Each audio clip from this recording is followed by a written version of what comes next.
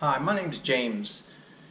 I've come up with a little bit of a hack that's made my life easier, and I wanted to share it with you. And it has to do with backpacking, hiking, what have you, but anytime you're cooking on the trail. And what it does is it helps you follow a leave no trace ethic, both in preparation and in leaving no trace. And basically what I'm doing is I'm creating pot liners for a typical cook set. So this is my cook set. And the only reason I'm kind of doing this is for a time reference, because even though people might say, wow, that seems like a big hassle or a lot of time, in the time it takes for me to cook a simple meal, I can create 4 pot liners, which is good for me for 4 nights on the trail. I use a little alcohol stove, and this little alcohol stove with about 1 ounce of alcohol will boil 2 cups of water in about 5.5–6 minutes, depending on the ambient temperature. So let's put about 1 ounce of alcohol in the stove.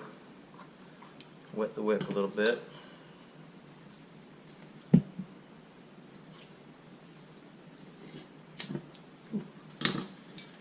Going.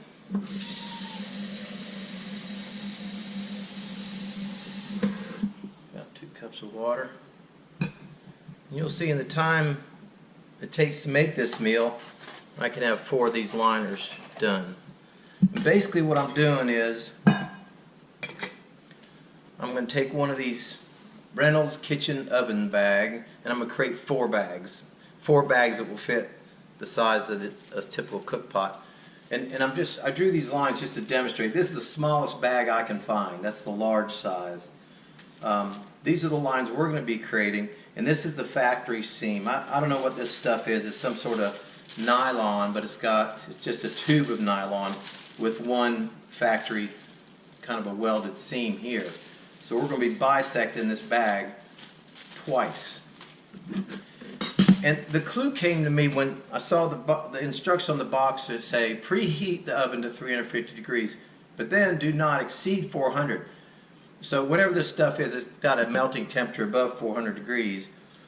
I'm going to use a soldering iron. I don't know what the temperature of this thing is, but I'm guessing it's over 400. But I'm betting that I think that a hot glue gun without the glue would work well too, and it's a nice rounded tip. So basically, all I'm going to be doing is just bisecting this thing twice.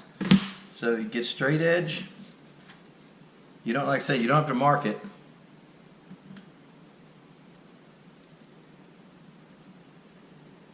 Just make kind of a slow line.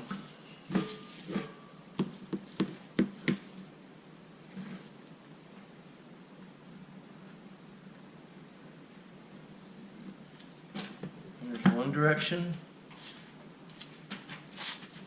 Let's go the other.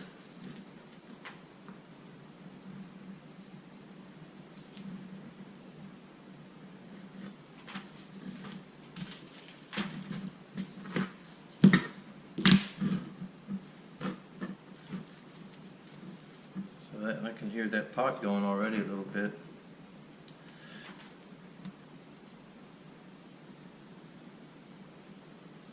Yeah, I think a hot glue gun might work really good. This thing gets pretty hot.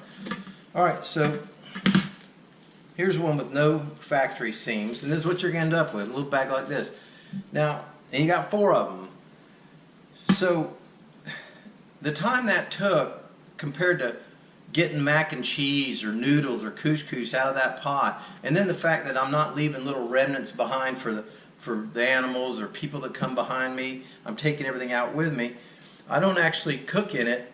I line the pot that I'm going to be putting my meal in. This is a typical meal. It's about 1/2 cup of tricolor couscous with some onion flakes in it, and I might put some turkey bits, like bacon bits, but made out of turkey, or I might put some chicken or some tuna in there. And I'm not looking for it to be watertight, because I'm cooking like noodles or Bennett rice or things like that. That's what I'm trying to capture. So, but let's see how it does. See a little seam seal. I mean, this one just happens to be watertight. I'm going to tell you that they're not all. Sometimes I'll get a little bit of a drip, but there it is. That's a really good one. Sometimes you get a little drip out of it, but like I said, I'm not looking for watertight. So I'll just line that pot.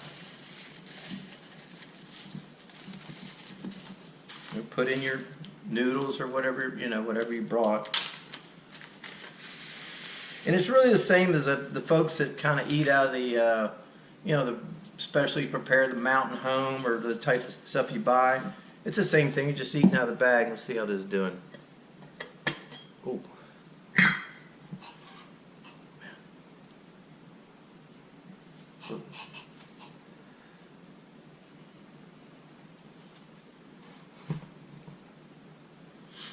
Let's see.